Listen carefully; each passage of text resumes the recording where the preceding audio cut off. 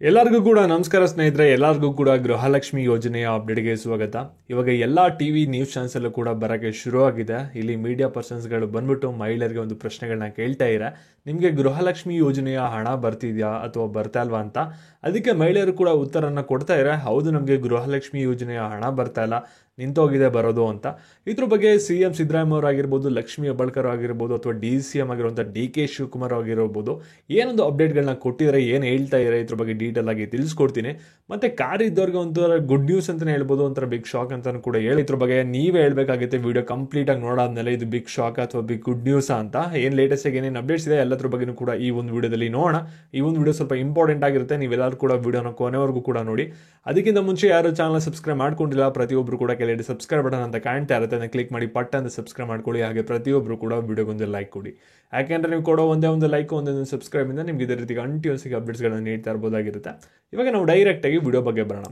ಇಲ್ಲಿ ನೋಡಿ, ಗೃಹಲಕ್ಷ್ಮಿ ಯೋಜನೆಯ ಹಣ ಬಂದಿದ್ಯಾ ಬಂದಿಲ್ವಾ ಅಂತ ಪ್ರತಿಯೊಬ್ಬರು ರಿಪೋರ್ಟರು ಕೂಡ ಪ್ರತಿಯೊಂದು ನ್ಯೂಸ್ ಚಾನಲ್ ಕಡೆಯಿಂದ ಒಂದೊಂದು ಕ್ಯಾಂಪೇನಿಂಗ್ ಕೂಡ ಮಾಡ್ತಾ ಇದ್ದಾರೆ. ಸರ್ಕಾರದವರು ಹಣ ಹಾಕ್ತಾ ಇದ್ದೀರಾ, ಮಹಿಳೆಯರಿಗೆ ಹಾಕ್ತಾ ಇಲ್ವಾ, ಏನು ತೊಂದರೆ ಆಗ್ತಿದೆ ಇದ್ರ ಬಗ್ಗೆ ತಿಳ್ಕೊಳ್ಳೋಕ್ಕೋಸ್ಕರ ಅಂತಾನೆ ಈ ರೀತಿ ಒಂದು ಪ್ರೋಗ್ರಾಮ್ನು ಕೂಡ ಕೆಲವರು ಮಾಡ್ತಾ ಇದ್ದಾರೆ. ಕೆಲವು ನ್ಯೂಸ್ ಚಾನಲ್ಸಲ್ಲಿ ಅಲ್ಲಿ ಹೋಗಿ ಪ್ರಶ್ನೆಗಳನ್ನ ಕೇಳ್ತಾ ಇದ್ದಾರೆ, ನಿಮಗೆ ಗೃಹಲಕ್ಷ್ಮಿ ಯೋಜನೆಯ ಅಡಿ ಹಣ ಬಂದಿದೆಯಾ ಅಂತ. ಅದಕ್ಕೆ ಮಹಿಳೆಯರು ಹೇಳ್ತಾ ಇರೋದೇನಂದ್ರೆ ಉತ್ತರ, ಇಲ್ಲಿ ಕಳೆದ ನಮಗೆ 2-3 ತಿಂಗಳಿಂದ ನಮ್ಗೆ ಹಣನೇ ಬರಲಿಲ್ಲ, ಬಂದಿರೋ ನಮಗೆ ತುಂಬಾ ಹೆಲ್ಪ್ ಆಗ್ತಿತ್ತು. ಈ ಒಂದು ಹಣ ನಂಬ್ಕೊಂಡು ನಾವು ಸಾಕಷ್ಟು ಒಂದು ಕಮಿಟ್ಮೆಂಟ್ಗಳನ್ನು ಕೂಡ ಮಾಡ್ಕೊಂಡಿದ್ವಿ. ಮಕ್ಕಳಿಗೆ ಒಂದು ಟ್ಯೂಷನ್ ಫೀಸು, ಸ್ಕೂಲ್ ಫೀಸ್ನ ಕಟ್ಟೋಕ್ಕೆ ಒಂದು ಸ್ವಲ್ಪ ಹೆಲ್ಪ್ ಆಗ್ತಿತ್ತು.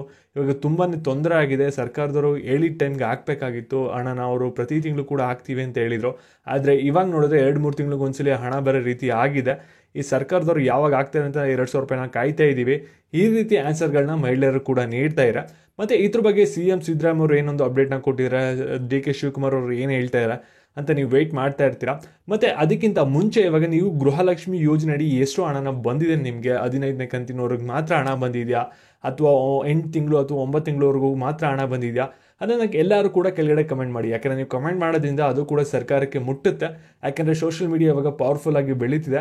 ಸರ್ಕಾರದವರು ಏನಾಗ್ತಿದೆ ಒಂದು ಗೃಹಲಕ್ಷ್ಮಿ ಯೋಜನೆ ಬಗ್ಗೆ ಅವ್ರಿಗೂ ಕೂಡ ಸ್ವಲ್ಪ ಒಂದು ಗೊತ್ತಾಗುತ್ತೆ. ಅದರಿಂದ ನಿಮಗೆ ಗೃಹಲಕ್ಷ್ಮಿ ಯೋಜನೆಯ ಹಣ ಬರೋ ಚಾನ್ಸಸ್ಸು ಕೂಡ ಇನ್ಕ್ರೀಸ್ ಆಗುತ್ತೆ. ಇಲ್ಲಿ ನೋಡಿ, ಗೃಹಲಕ್ಷ್ಮಿ ಯೋಜನೆ ಅಡಿ ನೀವೆಲ್ಲರೂ ಕೂಡ 15ನೇ ಕಂತವರೆಗೂ ಕೂಡ ಆಲ್ಮೋಸ್ಟ್ ಹಣ ಪಡ್ಕೊಂಡಿದ್ದೀರಾ.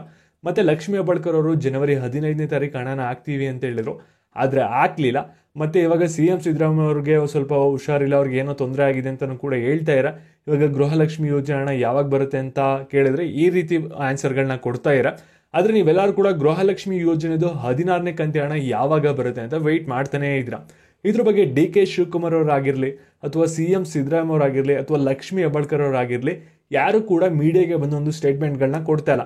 ಇವಾಗ ಗೃಹಲಕ್ಷ್ಮಿ ಯೋಜನೆದು 16ನೇ ಕಂತಿ ಹಣ ಈ ಒಂದು ದಿನಾಂಕಕ್ಕೆ ಬರುತ್ತೆ, ಅಥವಾ ಒಂದು 15 ದಿನ ಆದಮೇಲೆ ಬರುತ್ತೆ, ಅಥವಾ ಒಂದು 2 ತಿಂಗಳಾದ್ಮೇಲೆ ಬರುತ್ತೆ, ಅಥವಾ 5 ತಿಂಗಳಿಗೆ ಒಂದ್ಸಲಿ ಆಗ್ತೀವಿ, ಅಥವಾ 2 ತಿಂಗಳಿಗೆ ಒಂದ್ಸಲಿ ಆಗ್ತೀವಿ ಇನ್ಮೇಲೆ ಈ ರೀತಿ ಆನ್ಸರ್ಗಳನ್ನು ಕೂಡ ಕೊಡ್ತಾ ಇಲ್ಲ. ಯಾವಾಗ ಬರುತ್ತೆ ಅನ್ನೋದು ಕೂಡ ಆನ್ಸರ್ನ ಮಾಡ್ತಾ ಇಲ್ಲ. ಒಟ್ಟಿನಲ್ಲಿ ಅವ್ರು ಯಾವುದೇ ಥರದ ಗೃಹಲಕ್ಷ್ಮಿ ಯೋಜನೆಯ ಹಣ ಯಾವಾಗ ಬರುತ್ತೆ ಅನ್ನೋ ಒಂದು ಅಪ್ಡೇಟ್ ಕೂಡ ಕೊಡ್ತಾ ಇಲ್ಲ. ಇವಾಗ ನಿಮಗೆ ಗೃಹಲಕ್ಷ್ಮಿ ಯೋಜನೆ ಹಣದಿಂದ ಯಾವ ರೀತಿ ಸಹಾಯ ಆಗ್ತಿತ್ತು ಅದ್ರ ಬಗ್ಗೆನೂ ಕೂಡ ಕಮೆಂಟ್ ಮಾಡಿ, ಸರ್ಕಾರಕ್ಕೆ ರೀಚ್ ಆಗುತ್ತೆ. ಮತ್ತು ಇದ್ರ ಬಗ್ಗೆ ಸರ್ಕಾರದವರು ಇನ್ನೂ ಅಪ್ಡೇಟ್ನ ಕೊಟ್ಟಿಲ್ಲ. ಅವ್ರು ಅಪ್ಡೇಟ್ ಕೊಡೋವರೆಗೂ ಕೂಡ ನಾವು ವೆಯ್ಟ್ ಮಾಡಬೇಕಾಗುತ್ತೆ. ಇನ್ನೊಂದು ವಾರ ಅಥವಾ 2 ವಾರದಲ್ಲಿ ಅವರು ಅಪ್ಡೇಟ್ನ ಕೊಡ್ಬೋದು. ಮತ್ತು ಇವಾಗ ಕಾರಿಯವ್ರಿಗೆ ಏನೊಂದು ಅಪ್ಡೇಟ್ ಬಂದಿದೆ ಅಂದರೆ, ಇದು ಕೇಂದ್ರ ಸರ್ಕಾರದಿಂದ ಬಂದಿದೆ. ಇಲ್ಲಿ ನೀವೆಲ್ಲರೂ ಕೂಡ ಕಾರ್ ಇತ್ತು ಅಂದರೆ 60 ಕಿಲೋಮೀಟರ್ಗೆ ಒಂದ್ಸಲಿ ಟೋಲ್ನ ಪೇ ಮಾಡ್ತೀರಾ.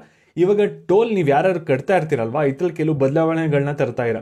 ಇಲ್ಲಿ ನಿಮಗೆ ಟೋಲ್ ಕಟ್ಟೋದು ಬದಲು ಇವಾಗ ಮಂತ್ಲಿ ಪಾಸ್ ಅಂತ 350 ರೂಪಾಯಿ ಕೊಟ್ಟು ಮಾಡಿಸ್ಕೋಬೋದು, ಅಥವಾ ಇಯರ್ಲಿ ಪಾಸ್ ಅಂತ 3,500 ರೂಪಾಯಿ ಕೊಟ್ಟು ಮಾಡಿಸ್ಕೋಬೋದಾಗಿರುತ್ತೆ, ಅಥವಾ ನೀವು ಜೀವಿತ ಅವಧಿ ಪಾಸ್ ಅಂತ 30,000 ಕೊಟ್ಟು ಕೂಡ ಪಾಸ್ನ ಮಾಡಿಸ್ಕೋಬೋದಾಗಿರುತ್ತೆ. ಇದು ಕೇಂದ್ರ ಸರ್ಕಾರದಿಂದ ಹೊಸ ಪಾಸ್ ರೀತಿ ತಂದಿದ್ದಾರೆ. ಈ ರೀತಿ ಪಾಸ್ಗಳನ್ನ ಮಾಡಿಸ್ಕೊಳ್ಳೋದ್ರಿಂದ ನಿಮಗೆ ಟೋಲ್ ಫೀಸ್ ಏನು ಬರ್ತಿತ್ತಲ್ಲ ಅದರಲ್ಲಿ ಸ್ವಲ್ಪ ನಿಮಗೆ ಡಿಸ್ಕೌಂಟ್ಗಳು ಸಿಗುತ್ತೆ. ಇದು ಶೀಘ್ರದಲ್ಲಿ ಜಾರಿಗೆ ಬರುತ್ತೆ. ಮತ್ತೆ ಈ ಒಂದು ವಿಡಿಯೋ ಇಷ್ಟ ಆಯ್ತು ಅಂದರೆ ವಿಡಿಯೋಗೊಂದು ಲೈಕ್ ಕೊಡಿ, ಹಾಗೆ ವಿಡಿಯೋನ ಎಲ್ಲರಿಗೂ ಕೂಡ ಶೇರ್ ಮಾಡಿ. ಧನ್ಯವಾದಗಳು.